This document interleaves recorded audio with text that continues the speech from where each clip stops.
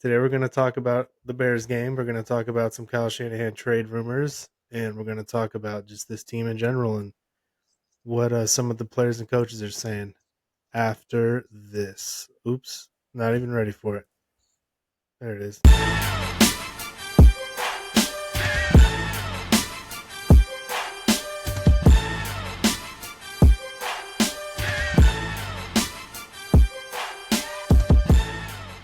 I really love Chasen's face in that picture where he's holding the flag. Yeah, exactly.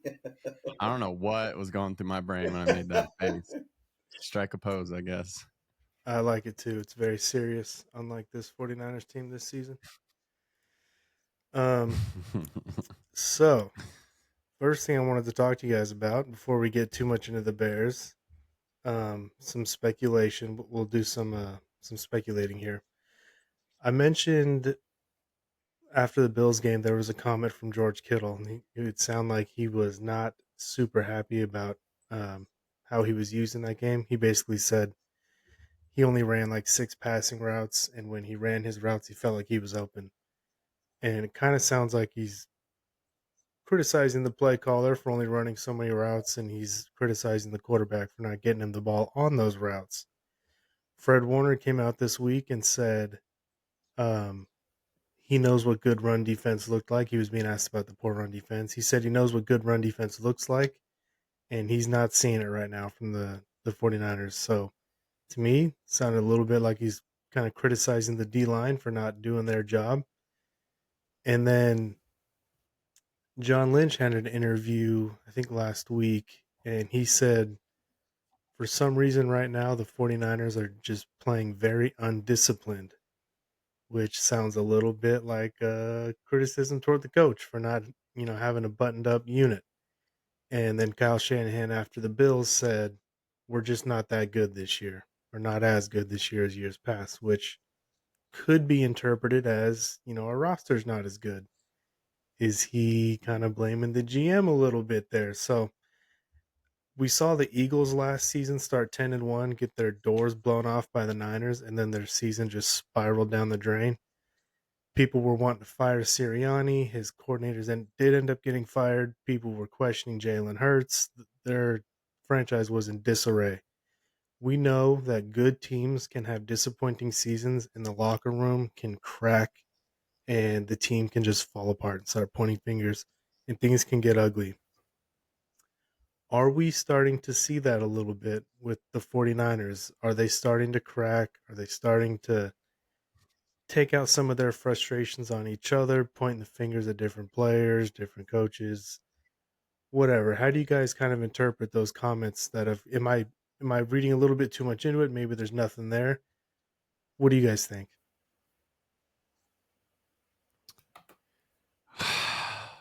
I don't know. Steven, what do you think? I have lots of thoughts. Please. So, on the Kittle thing, I'll start there because I just think that was that a post game interview? I feel like it was like right Yes. after. Right after the game, yeah. So I feel like that was probably just some frustration, and I don't really know that game, like with the weather and everything, called for a whole lot of passing and him running routes or whatever. So I feel like that one might just be like, hey, I was doing my job, whatever, and Kittle being Kittle, that's how he shows frustration. I wouldn't worry about that too much, honestly. I don't think he's criticizing Kyle. I don't think he's criticizing Brock.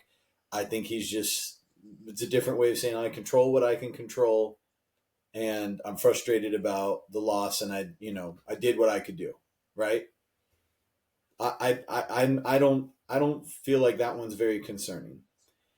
The Fred Warner thing, I mean, to me, he's criticizing himself as much as anybody. If he's saying, I know what good run defense looks like, this isn't good run defense. Like, I don't know why it would just be on the D line. I mean, he's saying, I didn't hear that quote, so you telling me was the first time that I'm hearing about it. So unless I'm misunderstanding what he said, I feel like he's criticizing the D line as much as he's criticizing the linebackers, as much as he's criticizing the secondary as much as he's criticizing the coaching staff. He's saying this is not good run defense. And to me, I could interpret that as Fred being a good leader, like saying, we are not doing a good job. Not, hey, you D line, you need to pick it up. I'm doing the best I can back here. So I feel like that's not concerning at all. The Kyle and the John comments, that's a little interesting. But I feel like Kyle's kind of the de facto GM. It seems to me like he's and I feel like it's an open secret that he is the one who has the final say, right? Yeah. And so for him to say that we're just not as good this year, like I think in a way that's just him being candid and honest and upfront. They're not as good this year. How could you make the argument otherwise? Like in some ways I'm like respect to him for just calling a spade and saying, this is the way that it is this year. We're not as good. And to me that includes him. Now, could it be perceived as a shot at the front office? Maybe. But he's just as much a part of that front office as anybody. So it's like if he's firing shots, he's firing shots at himself, which maybe he is. And once again, kudos to him if he is like taking the accountability. I've got no problem with that. And the John Lynch thing, that could be a shot at Kyle, but good. Hold him accountable. I mean, that's part of the job. I don't know that I read that as shame on you, Kyle, and only Kyle. Why are you screwing up so much, Kyle? I think that he's saying, hey, team, you guys are not playing disciplined football. This is not the 49ers standard that we have established here, that we have come to expect. That goes across the board. So, yeah, it's undisciplined, and this is not acceptable. I'm okay with that. I don't feel like that's an attack on any one person. That is an attack on the results to say, this is not okay. You guys need to figure it out. So those are my thoughts. I don't feel like any of those things verge on, the locker room spiraling out of control or whatever. Like, could they get there? Sure. Like there's obviously frustration. They're not at the level that they expected to be. So I guess they could get there, but I want guys and a team that's pissed off about these results. I don't want them to be okay with where they're at right now. They should be feeling the pain and feeling the frustration and taking accountability. So I don't know. I feel like it's kind of a little bit of manufactured to say that, oh, they're just like the Eagles of last year, which I know that's not what you said, Ryan, but like for people to be making those comparisons, it feels way different to me because it seemed like the Eagles, like something happened to just turn their season around. This has been consistent for the Niners. It's been a down year, bad luck, whatever you want to call it. It's been that way pretty much from the start. And so it's not like somebody did something and now they're turning on whoever. So anyways, like I said, lots of thoughts. Sorry. So what I'll say is I agree with that almost entirely. The one that is the most spicy to me is the John Lynch one. Because I agree, like the Kittle one's right after the game, and he has a right to be frustrated with it. The Fred one, I agree. He's pointing the finger at himself and the whole defense. As the leader of the defense, he has that right to criticize if certain factions of the defense, or really the whole defense. Run defense is a full defense. So as the captain, I do feel like, yeah, he's pointing the finger at himself and the whole defense. And then the Kyle one, I agree that it's like, yeah, Kyle really is the GM and has the last say. So saying we're not as good this year is just, yeah, calling a spade a spade. The John Lynch one is where it's the most interesting because there's no one else you could really point the finger to in terms of discipline other than, I mean, the whole coaching staff, but it starts with the head coach. So that's the one where I'm like, wow, like that's interesting. I wonder if it was just a linguistic thing. I mean, John Lynch is super smart, so I feel like he picks his words really carefully. So I don't know. That one is interesting. I'd say that's the one where there's like a level of concern, but not a high level of concern, I wouldn't say.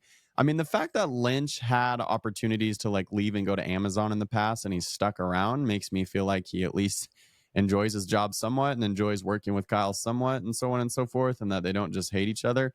So um I don't know. That one is the one that is a little bit concerning, but all in all, I feel like if they weren't saying things like this, I would be like, they're just delusional because it's clearly a disappointing season. It's clearly a down season. It's clearly they're not as good. So it's like, if they were saying anything other than this, it'd be kind of delusion. So I hope everyone holds each other accountable, holds themselves accountable, and it doesn't turn into pointing fingers or toxic or anything like that. As far as comparing it to the Eagles, I mean, I kind of want some coordinators to get fired after this season. I'm not going to lie. I don't think that's why I do want to compare it to the Eagles because I hope Sorensen's gone. I hope our special teams coordinator's gone. I don't know about our offensive coordinator. I'd have to think about it. But I don't know. I don't know. That's my overall thoughts. What do you think, Ryan? Well, for the record, I haven't heard anybody make the Eagles comparison. That was just me thinking of a team that was good and had high expectations and collapsed. And then there was just turmoil that kind of followed it. So I wondered if that could kind of be the Niners. But I do like your point, Steven. The Eagles they were 10-1, and the Niners have been bad like all season long. Now, some people have said they saw the downfall of the Eagles coming because if you remember that season, they were kind of like the Chiefs this year. They were getting a lot of luck, and they were kind of barely getting by. And it was like eventually this is the law of averages is going to kind of average this out. And then Dre Greenlaw and Dom had their little weird interaction, and for whatever reason, the Eagles just fell apart after that. And I do agree with Chase, and I don't think we're dealing with like a Jim Harbaugh and Trent Baalke situation where the head coach and GM just don't like each other. I think they get along just fine. Um, John, Chasen mentioned John not going to the commentary when he had that opportunity.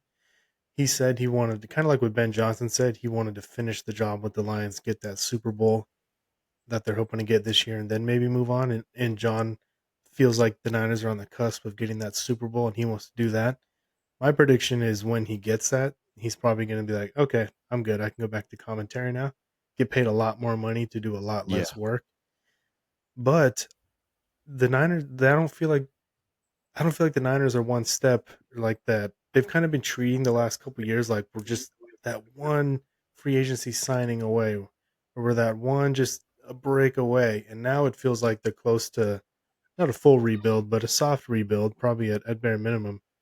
Is John gonna want to do that again? If he is, then great. I'm happy to have John Lynch. I think he's good. Not great, not a great GM, but I think he's a good GM, especially when it comes to talking to the media and his first round draft picks are certainly questionable. But like Steven said, Kyle is the pseudo GM, so that falls on him as well. Overall, I don't think this locker room's cracking yet, but I think they're starting to feel pressure, and that could lead to cracks. My follow up would be the last 2 weeks they've lost to the Bills and the Packers, who are both playoff bound teams, Super Bowl hopeful teams.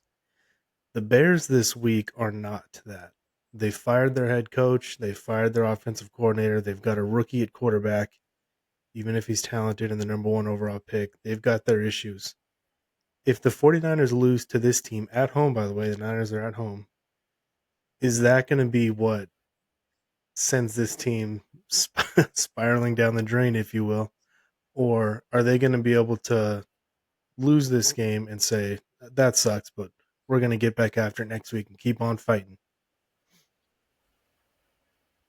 Basically, what I'm asking Yeah, is, what that's do a you good think a loss question. to this mediocre Bears team without a head coach means? I think it hurts. I'm not gonna lie. Um, in a way, I kind of want them to lose because I want the better draft pick because I don't think they're gonna make the playoffs at this point. But yeah, that's gonna hurt the veterans, the Fred Warners and the George Kittles and the Trent Williams and them. Like That's really gonna hurt. Where's Chicago at? They're 4-8 right now. Okay, so yeah, that does help our draft position quite a lot. So yeah, part of me genuinely wants them to lose, but as a Niners fan, of course I'm going to root for them and cheer for every touchdown and turnover they get, and I hope that they win. But I'm also kind of rooting for them to lose in a way. But yeah, I mean, I'm not going to lie. I think it is going to hurt. I think it is going to hurt. It's going to feel like the last kind of. There's still a chance, and I feel like that's going to really extinguish it. The Seahawks win and the Niners lose this week, it is like over. Even if the Niners lose and the Seahawks lose, it's still pretty over. So yeah, I think it's going to hurt the vets in terms of like pointing fingers at each other and cracking and everything. I hope that we have the veteran leadership that's not going to happen. We'll see, but yeah, it's really going to hurt. Really quick, before I pass it to Steven, do the Niners currently have an offensive coordinator, or did I just speak completely wrong? His Kyle name's is Kyle their Shanahan. offensive coordinator.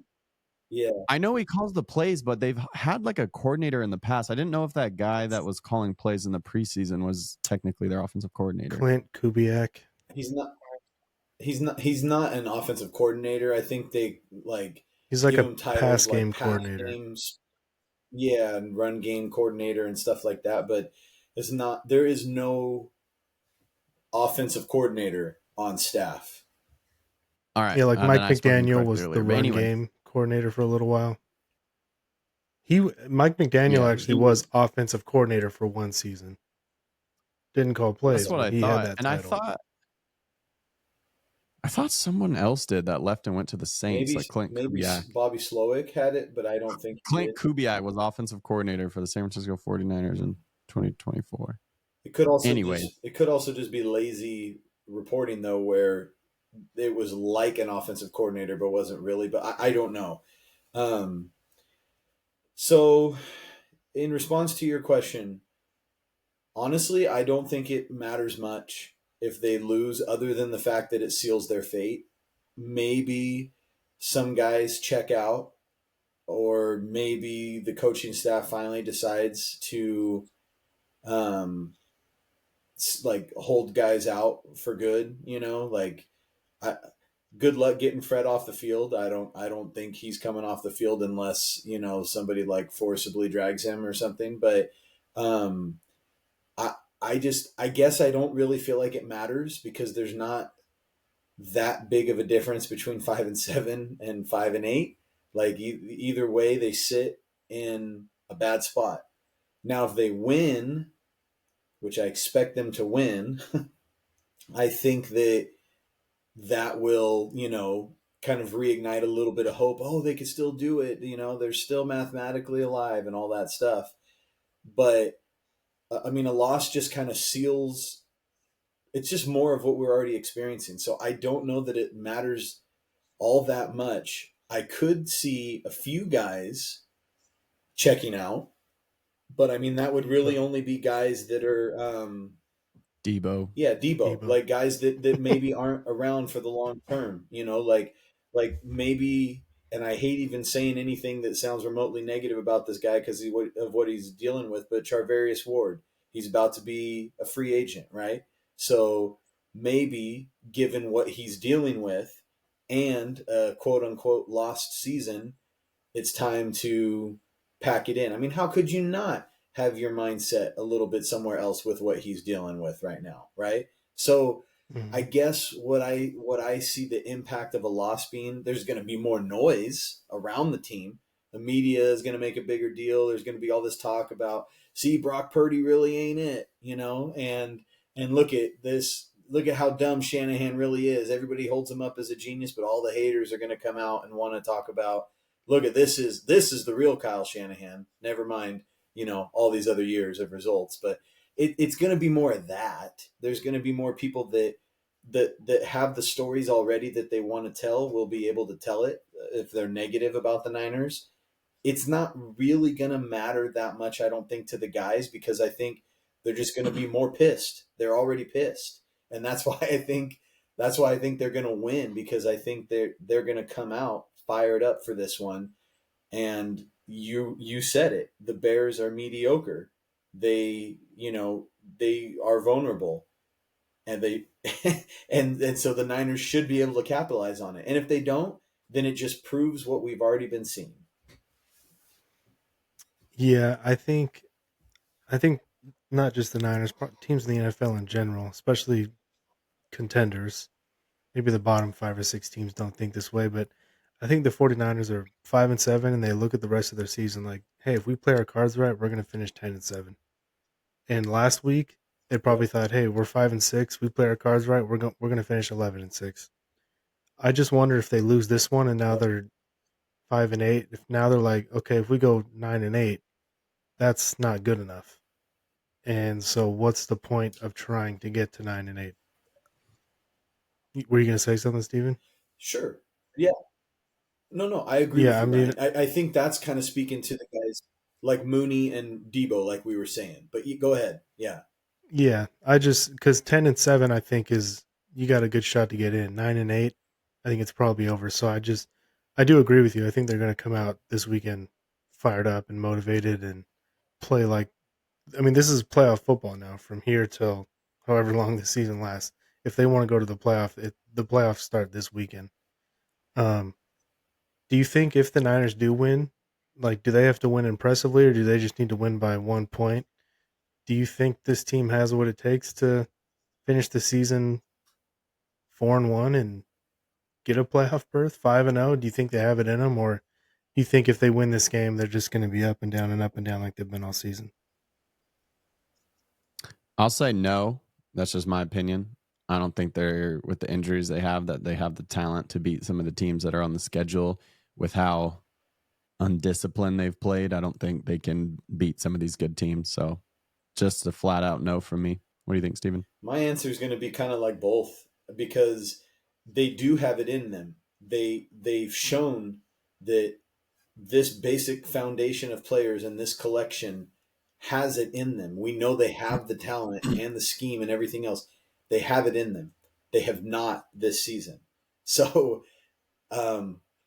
if they got hot and finished 5-0, stranger things have happened. I mean, the 2017 Jimmy G led 49ers finished 5-0 playing against good teams, and nobody could see that coming. So yeah, it's there, but the odds, I feel like, are pretty slim. I mean, we have a lot of games showing us who this team is this year. And so I wouldn't bet on it. I wouldn't say that I think it's going to happen, but it could. And I think that because they have those vets and they have some studs, yeah, if all of a sudden we're like, holy crap, the Niners are going to the NFC Championship, like, I wouldn't expect it by any stretch, but I'd be like, well, they just needed to get in, and then they remembered who they are. Good on them, you know? I Yeah, feel like every game on here is winnable except for the Lions, but the optimistic take could be the Lions might have it wrapped up by then They and they might be able to rest their guys, and so that we maybe could win that game too. they already clinched a playoff spot. They hmm did, but they're going to want to clinch the number 1 seed in a bye Mm-hmm. before they rest their guys, and the which they could, Vikings I are think. I mean, I right don't on their know. ass.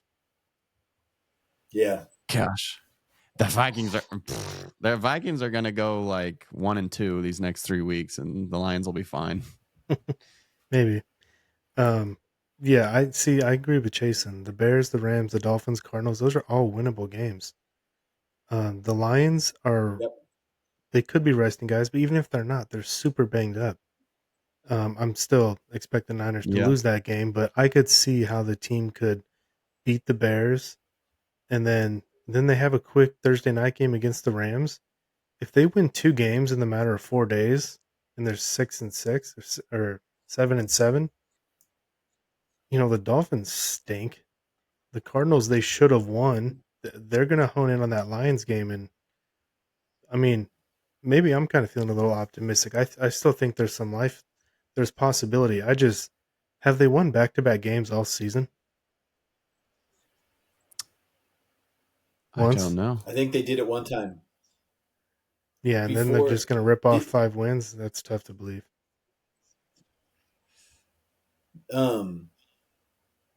Did they win? Was their bye the week before the Bucks game? I think it was. Yeah. So they beat the And then Cowboys and the so Bucks then back to back. yeah, that's I think that's the one time that they've had 2 wins in a row, but it was split by a bye. That was probably the best I was feeling about the team after they beat the Cowboys and Bucks. I was like, Well, heck yeah! Well, we got the of course. weak Seahawks up next. Like, come on. Last time they had a winning record too.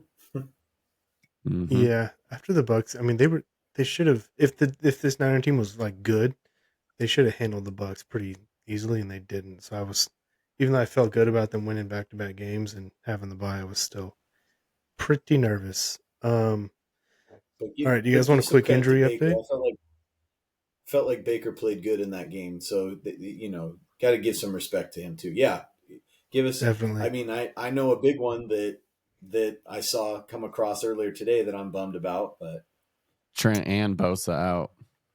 Well, so Bosa's doubtful, but as far as I'm concerned, that's out. I've never seen a player get the doubtful tag and then play. Banks is questionable. Yeah. Hufanga is questionable. Jordan Mason, Trent Williams, Dre Greenlaw out, and George Odom out. Shanahan so Ryan, said I think he's expecting Dre to play against the Rams. He doesn't want him to play this weekend and then have a short week against the Rams. So he's expecting Dre to play against the Rams. I think you hit on something really good there when you were talking about 2 games in a short amount of time. We talked about what does it mean for the Niners if they lose that Bears game. I think what it means for the Niners if they win this weekend is now they're going hard as if it is playoff football, like you said. And I think we'll see Bosa back, and I think we'll see Dre out there Dre. doing Greenlaw things, and maybe Trent. So yeah, get ready for more suplexes. We've missed them. And there, I think that is like what they're like. You might get the B version of the Niners against the Bears, and then hope that that's enough to win against the Bears, which it should be. And then okay, now we're all in. We're pushing our chips to the middle, and we're going for it because we beat the Bears, and we can go, hopefully beat the Rams by having some guys that are a little bit fresh. I mean, they might be rusty too, but fresh from rest. And the Rams won't have that luxury, or maybe I don't know what the Rams injury report looks like, and we don't have to look it up. I'm just saying I could see them really trying to like use that as a jump off point because it is like the perfect time for Dre to come back, go out, play, test it, and now you get 10 days off instead of a week, to Mm-hmm. recover. Mm-hmm. Anyways, yeah. Yeah, no, There's I like reasons for that. optimism. I'm feeling optimistic, right? I shouldn't be. I'm delusional because I feel like I've got this team figured out. But I do feel like this Bears game they should win. I mean we can do our picks right now actually. Um DeAndre Swift is hurt. He's questionable. DJ Moore is hurt. He said he expects to play. He's questionable. Um I'm gonna pick the Niners to win this game. I think they're 3.5 point favorites. I'll say they don't cover, barely. I'll pick the Niners 23-20. It'll probably be kind of grimy like that Bucks game, but I think they can win this game. And like Steven said, if they do, they're gonna put all their energy into kicking the Rams' ass after fumbling that game in Week 3. And if they can go get 2 wins and get back to 500, the rest of the schedule is winnable, even with the number 1 seed Lions on there. That they're banged up, and who knows what they're gonna look like by the time that they come to play. So I'm going to take the Niners win and keep their season and playoff hopes alive by the skin of their teeth. I like it. I like it. Are Lenore, Mooney, and Renardo all playing? They're all healthy and playing? I know Ward is playing. Yep. Demo's not on here, so that tells me he's fine.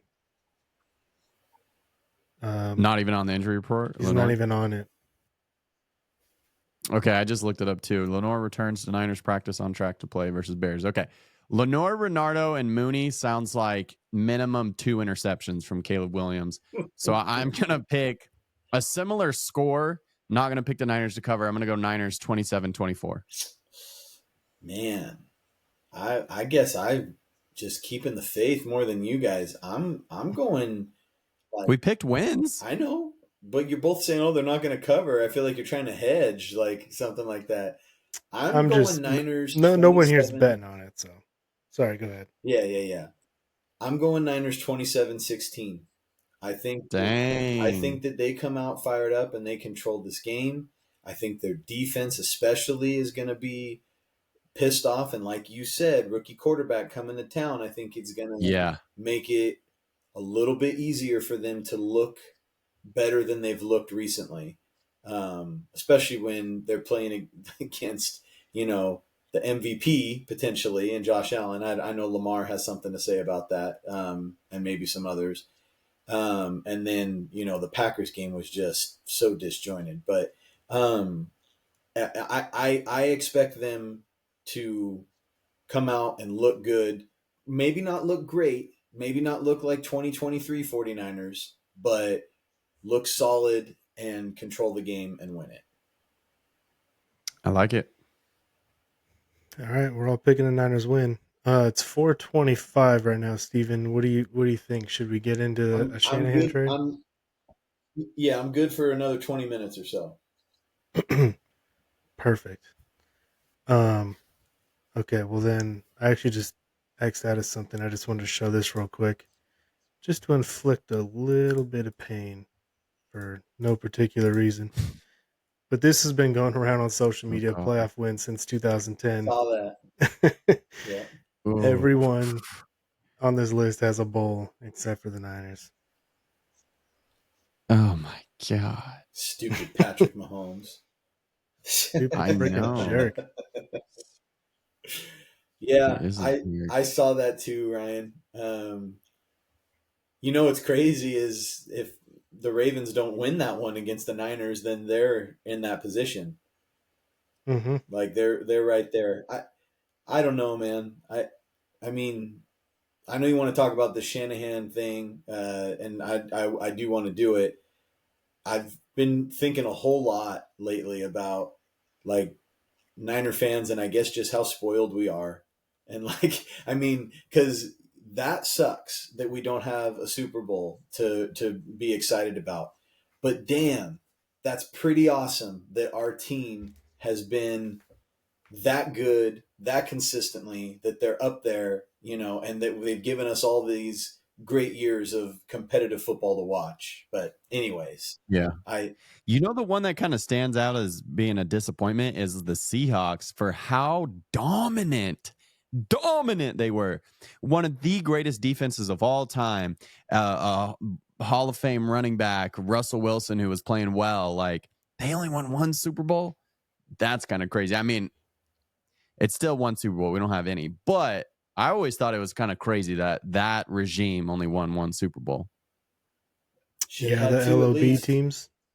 Yeah, they got like what, one or 2 yards away from winning that one. But Pete Carroll went full Jim Harbaugh and didn't give his. I know, like Jim should have fed Frank Gore inside the 5. Pete should have relied on Marshawn, and both of them just lost their heads and didn't do it. And Niners would probably have 1, and the Hawks would probably have 2 if they did. But here we are. Yeah. All right. Kyle's trying to learn from that lesson. That's why he's force feeding McCaffrey so much. Yeah. Or was force feeding him. Yeah, I bet he wishes he could now, but he can't, unfortunately. Okay, so there's been season. I know, I got him starting in one of my dynasty leagues. My league was messaging me. They were like, "Wait, you already had this guy on your roster?" I'm like, "Yeah, I got the handcuff. I know how this team works."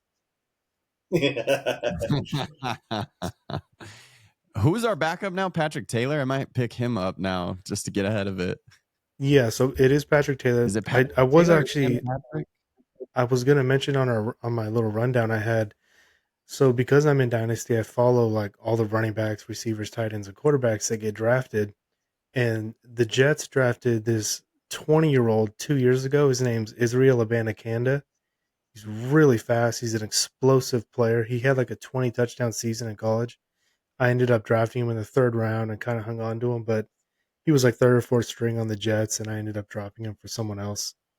The Niners just signed him this week, and so I actually thought that was a really cool signing because he's probably 22 now. He's super young. He's really really explosive, like I said, and I'm hoping if he can get on the field in a couple weeks and learn the playbook, he might be a nice little player for the Niners. And if they can keep him for the offseason, I think it's a really nice pickup by the Niners.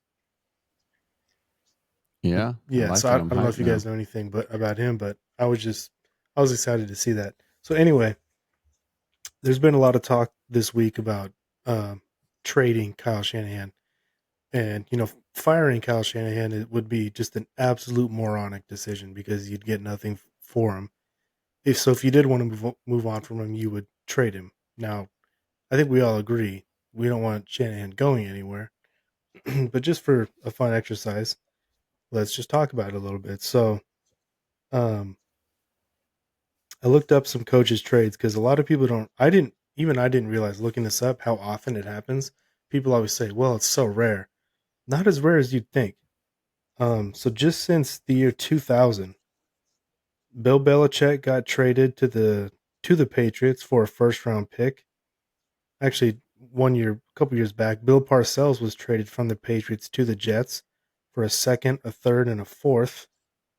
John Gruden was traded in 2002 from the Raiders to the Bucks for 2 firsts and 2 seconds and $8 million. That must have been like bribe money or I something. remember that.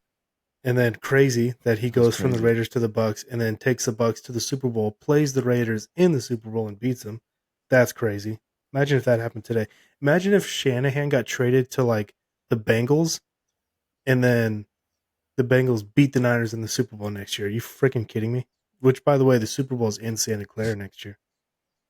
2002 again, I didn't Mike even know that. Holmgren got traded from the Packers to the Seahawks for a second round pick. Sean Hmm. Payton was traded obviously last year from the Saints to the Broncos. It was actually Sean Payton and a third round pick for a first and a second round pick. And then Bruce Arians was Hmm. traded in 2019, Cardinals to the Bucks for a sixth and a seventh. So it does Hmm. happen. So there's a couple teams that have fired their coach this year, and I want to talk about our opponents this week first, the Bears, because that's where the rumors kind of are right now. So I The will be Bears. the Bears GM, Ryan Poles, and you guys can be the 49ers GMs. I'm just going to throw you out an offer, and you guys tell me what you think. Do you need more? Am I hot? Am I warm? Or am I just freezing ass cold? All right, so I Okay. know you guys need some edge rushing help along Nick Bosa, so I'm going to offer you Montez Sweat. I'm going to offer you our first Ooh. round pick, which looks like a top 10 pick. And by the way, if you accept my deal, I will tank this weekend to get a better pick. And I'm going to offer you a second round pick in 2026 for Coach Shanny. What say you? I'm coming in strong. What do you think, Steven? I, I was ready to hang up immediately, but that is a strong offer. it's a good offer. It's an easy no for me. I feel like the impact that Shanahan has is way bigger than what Montez Sweat and those potential players are going to have. I feel like it goes beyond even just the on-field day of coaching. I mean, I just feel like it's the program, it's everything you put together. I'm not saying he's perfect or he's ideal, but it's going to be real tough. Like you have to put together a real strong offer. Like I would probably need multiple firsts. And then because here's the big thing. Who are you getting to replace him? Now I've got one guy, if it goes that way, I've got one guy that I kind of have a bit of a man crush on that I wouldn't mind the Niners bringing in. It would totally flip the script of what they've been doing. But Is his initials BB? No, because he's not coming. And also, I hate to say it, but I don't think he is what he used to be. I think he's still really good, but I don't think Who he's did what you he used to say? I be. didn't even But hear it you. is one of his. I said his initials BB. It Oh, is one of his disciples, though. Who? Vrabel. I thought you were Oh. going to I say feel that. like that would be. I feel like that would be like a good change of pace. Like, okay, we've been all about being an offensive wonderkind and whatever. Let's get somebody who's going to get in here and be hard nosed, and let's get back to some roots of good defensive football. Okay, you you got my attention. If you knew that you could get him and then an enticing offer, then maybe. But I don't see any other coaches out there, and maybe it's just because I don't know enough about the other coaches out there that are getting me all that excited. I mean, you mentioned Ben Johnson earlier, right? Yeah, that's the one everyone has a man crush on. Right. So I suppose that would be another thing. Like if you knew you had him locked up and you wanted to do a little bit of a refresh with, you know, a different style of offensive guru, then maybe you do that too. But I can't agree to a deal to get rid of Kyle until I know what I have, and that uncertainty scares me way too much. Yeah, that's what I was gonna say too. Is like the grass isn't always greener. So yeah, it's like it's tough because I want to know who we're gonna bring in, and obviously that kind of defeats the purpose of the exercise. But knowing that there is some like really quality candidates, and I do think the Niners have to be like the most appealing team to come coach for. In my opinion, I mean, the organization, the structure, like the talent, I just don't know why the top candidate wouldn't pick the Niners over some of the other teams that have a spot. Um, but anyways, I would say no to the offer too for all the things Steven listed out. Like it goes beyond his play calling and his coaching. It's the full culture and everything that's been built. I mean, ground up. The Niners sucked when Kyle came in, and him and Lynch built it from the ground up into a first class organization, and I don't want that to stop. So that is a very enticing offer, but I would also say no. I would need that offer plus a couple more first rounders on top of it. Yeah, that's and I do think Vrabel is a good call. I think he would be interested in the Niners because the Niners would give him control just like they've given Shanahan control, and that's what he wanted in Tennessee. He will not get that in Chicago, and that's why Kyle, if the Bears offered whatever Jed York wanted and Jed York said yes, Kyle would say no because he will never work for the Bears because the Bears are a dysfunctional and awful organization who don't have the like the good teams. I've been listening to people talk about this all week. Good teams have the owner and then head coach GM or GM head coach. It's those three. The Bears have a fourth player. This guy named I don't even know. He's some like NCAA or former NCAA. He used to run the NCAA or something. People all over college football hated him. Jim Harbaugh hates him. Uh, is one of the reasons why like Jim Harbaugh was never an option for the Bears. Something Warren. And so, and Bears fans, I've been listening to them talk this week. They despise this guy. He doesn't know anything about football, but he's the guy who makes all the football decisions. And there's no way that Kyle or Vrabel or someone like that would work for this guy. So Kyle would say no, just like Jim Harbaugh did when they tried to trade Jim to the Browns. All right, let's go to Jacksonville.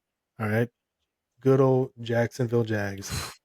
I'm offering you, and I want Brock Purdy and Kyle Shanahan, by the way, so you can get the number one overall pick, Trevor Lawrence. Oh, that's it, actually. Trevor Lawrence and the number one overall pick. Click. For Brock Purdy and Kyle Shanahan? Yeah. Why? Like, All right. Go ahead, First Steven. and a second round pick. So pick 33, pick one, and Trevor. so you know what's I funny mean, you're already going to pay is I Brock, was so thinking, Well, Trevor's got brain damage now. So Aziz thanks, got done with Aziz. him. I was thinking, Ryan, when you were talking about the Bears, I kind of thought maybe you were going to throw in Caleb Williams, because I was like, then I might have to think about it, even though I think he's all hype right now and there's no real promise just yet. But here's my thought process. So that Well, the whole that point I Jacksonville want offer Kyle easy. is to coach Caleb, right? Yeah. Well, but you could maybe go get a Ben Johnson or somebody like that to coach Caleb. But anyways, I I think, like you talked about your good organizations thing, that's great. Super Bowl winning organizations either have an excellent head coach, an excellent quarterback, and most likely both. So if I'm going to get rid of a coach that I consider excellent, I know he hasn't won a Super Bowl yet, but I consider Kyle Shanahan an excellent head coach, then I need to get either an excellent head coach or an excellent quarterback in return.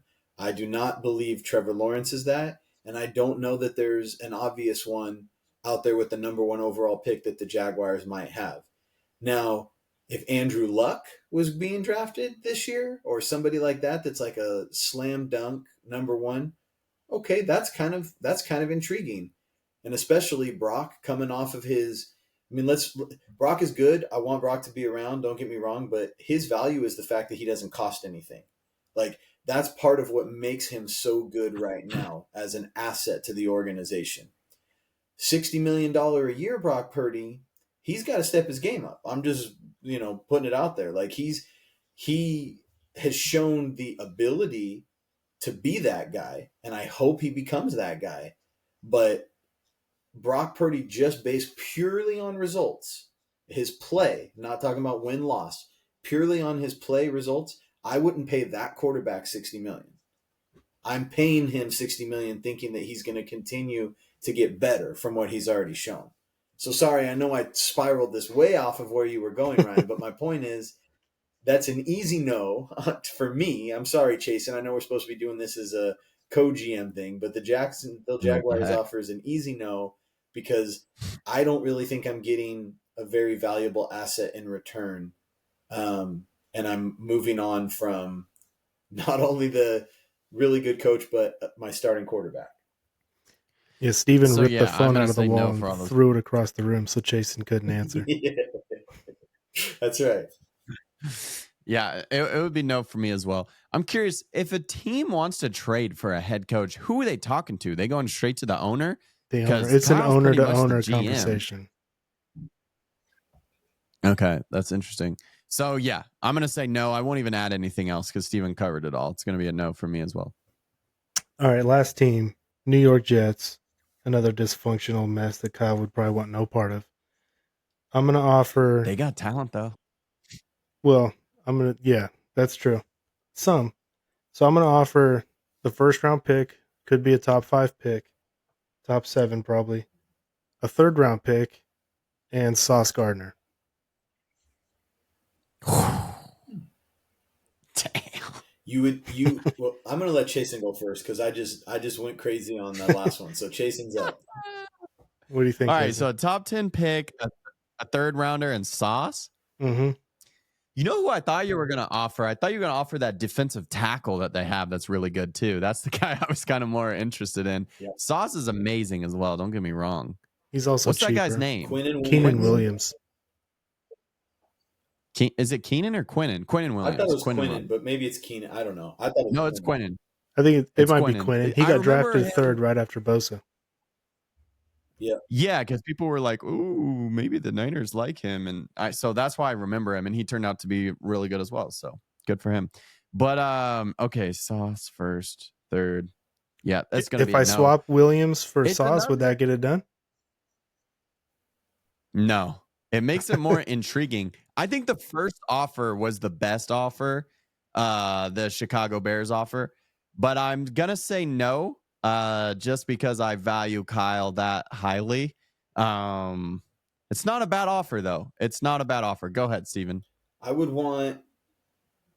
Gosh, I'm trying to think what it would actually take for me to say no, and I just feel like it's Aaron too Rodgers? hard. But you just made God, it worse. no. Please, please take him from me. Yeah, exactly. And Devontae Adams. I think Oh gosh.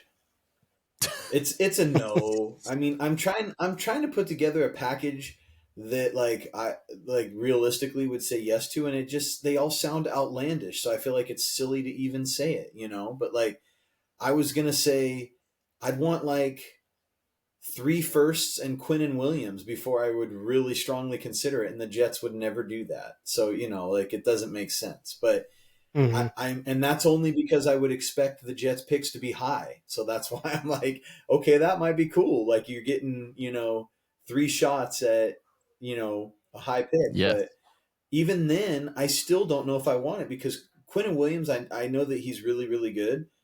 He's the same year as Bosa, so he's still got good football in front of him. But like, can you really count on more than like maybe 3 or 4 years of really good play out of him? Hopefully, maybe, but he's a big dude, and I don't know how well big dudes age, So I, I think he's great. I'd love to have him, but man, I don't think it's a long term answer. You're still not getting that excellent coach or quarterback in return, you know.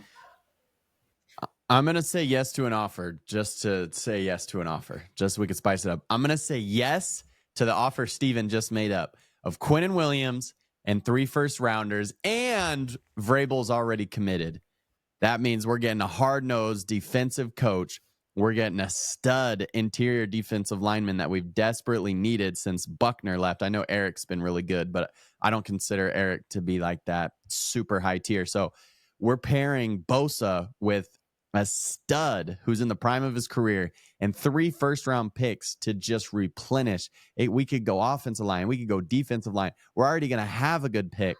That's going to set us up these next 3 years to just be awesome for the next 10 years. So I'm going to say yes to that offer that you didn't come up with. Steven countered, and I know you're going to say yes to it. So that's the offer I'm accepting. Yeah, the thing about getting all those picks too is you would be able to, once Kyle's gone, you could, whoever you're hiring, Vrabel, Ben Johnson, whoever you're interviewing, I should say, could say, look at all this draft capital we got. Look at Keenan Williams and Nick Bosa. Look at the guys we've already, the Diamador Lenore. Look at our recent draft class. We still got George Kittle. We still got Fred Warner. Like, come on, come coach this team. So you probably have your pick of the Yeah, litter. I think Jason said earlier, like this would be an attractive job. that's true. Yep. All right. Well, like I said, I thought it was too outlandish to really even counter, but I guess ask for the moon and see what happens. It's I crazy agree. because we gave 3 first-rounders for freaking Trey Lance. I know Quinnen Williams is a different story. Like, he puts it over the top. But, like, gosh, teams do trade 3 first-rounders. Mm-hmm. Proof is the Niners doing it. Yeah. Yeah, what a disaster. Well, Trading guys, three first round picks for the third best quarterback, if you're lucky. Time to call it. Would you trade Kyle Shanahan and 5 first-rounders for Patrick Mahomes straight up? no. For Patty? Maybe Well, that'll be okay, an hold interesting on. conversation. Maybe that'll be an off season. What would you give up for Mahomes? You can have my entire. Who traded their entire I feel draft like class back in like the 90s? Saints for Ricky Williams. Yeah, for a They running traded back. That's crazy. they traded every pick for Ricky Williams. That was Ditka's call. Um, I I mean, I feel like what you just made up is like no, there's no way that that would ever happen because I do think that No, Andy Reid. I think I feel like you would have to trade Kyle for Patrick Mahomes straight up. Like I feel like Patrick Mahomes is a more important asset than Kyle. Is I know. No, that's why I included the 5 first-rounders with Kyle. It wasn't the other way oh oh around. oh oh It was not the other way no around. no no. Then I'm still not doing it. Okay, no, I'm still not doing it. 5 first round picks, that's crippling your team forever. Like Patrick Mahomes. yeah, but I mean Patrick Mahomes would carry yeah, it. I'll be sorry. fine. Yeah. Yeah. He's still only like 28, I think. He's still got some dang good years. Well, anyways, I do have to run, so sorry guys, but glad we found his price tag somewhere in all this. Yeah, way too The high. Jets are the lucky winner Yep. Congratulations, All right. Jets. after we deplenish all their talent. Yeah. All right, we'll talk next See you week. guys. Bye. All right. Peace.